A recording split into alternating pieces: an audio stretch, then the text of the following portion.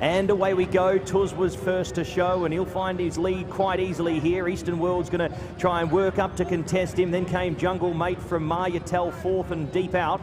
From Major Cinnamon, 3 wide with cover. Next was Drew's Gold, Colour Up, and Morning is last. Tuz goes to the lead. Maryatel racing very keenly, head up in the air. He's in second here and working his way towards the lead. From Jungle Mate in third, who just took an awkward step there for a second. Eastern World was next, Colour Up 3 out on the improve. Major Cinnamon even deeper. They tighten up really here while they come past the centre part of the course here, down the side on the 600 metre peg. Next was Drew's Gold, and out to the end there was Jungle Mate along with Morning. It's Tuz the leader.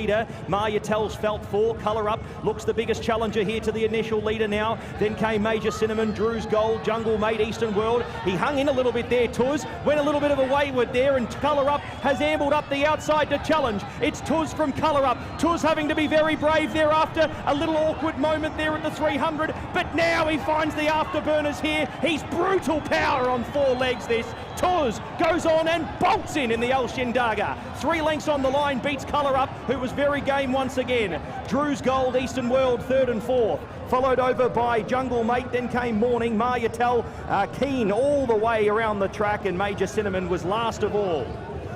Tell you what, it was awkward moments and nervous moments at the 300 metre mark as he almost threw his head over the running rail, but he's recovered, and that's exactly what superstars do. They recover when they run into trouble. Colour Up presented a challenge, but once Tuz balanced up again, he burned away. And I'll tell you what, 3 lengths, had that not happened at the 300, it would have been half a dozen. Well, Tuz does what Tuz does, and has won and has beaten Colour Up again. That is the 3rd time the pair have locked horns this season alone, and it is the 3rd time they've been the 1st and the 2nd. But once again, Colour Up has got a little bit closer, and it was a race, Angus, with a seriously nervy moment as they hit the home straight. I'm not sure exactly what happened, whether Tuz nearly had a bit of a tussle with the running rail. He seemed to, didn't he? Yeah, I think originally my thought was that OShea was trying to get him to change legs and just shifting his weight in the saddle to get him to change his legs. It may not be that. It may be that he's just collided with the rail. He's hung left into the rail and collided with it, but we'll have to have a closer look at that in the closing stages.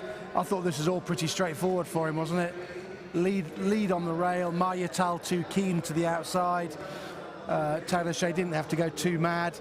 He went 11.31, 10.67, 11.14, 11.69. He didn't go bonkers, and he was able to save enough for a finish here. I'd say that this was a well-rated ride. Just trying to see what happened to him in the home straight. It's just like he's just bumped into the rail, isn't it? I don't even know if he got as close as. Colour Up's got to within a length of him at a point, but yeah, it's just from this point where Tuz goes into a relative comfort zone that the others can't quite match. And in the end, actually, when you watch it on the overhead camera, he's probably going away again from Colour Up, isn't he? Yeah, he's won it. He's won it very comfortably indeed. 1:10.43 is his time. The track record's 1:09.01, so he's a long way outside that. Now, I think OShea was trying to get him to change legs. Yeah. I think that's what it was. I don't think he bumped into the rail. Between an error, perhaps, between horse and rider. I think he was just trying to shift his weight and get him to change his legs and then find a bit more, then clear away once he changed legs. And he does start clearing away in the closing stages, doesn't he? To beat Colour Up, who's given his running again. The 3rd horse home's run well. That was Drew's Gold. Very satisfying run, I'd say, under Mikel Barcelona. Yeah, they'd be pleased. The disappointment has to be Maryatel. He hasn't been seen for well over a year, but even at 1200 metre pace, he was rafing and pulling in the early stages. Too fresh, wasn't he? Way too keen for the Michael Costa team. Back to the drawing board with him. It's only his 3rd career start, though, so there might be more to come from him. But Tuz is so straightforward, isn't he? Yes, and OShea is going to be, well, going home later, perhaps that little bit dissatisfied in the fact that he's King Gold's grey nostrils from being Laurel River Gold, Walker Stars Gold and Tuz Gold, the 3 that really mattered on the night. Yeah. Yeah, it was quite a dramatic moment when he tried to get him to change his legs, and he did scrape the rail in the home straight, but it didn't make any difference.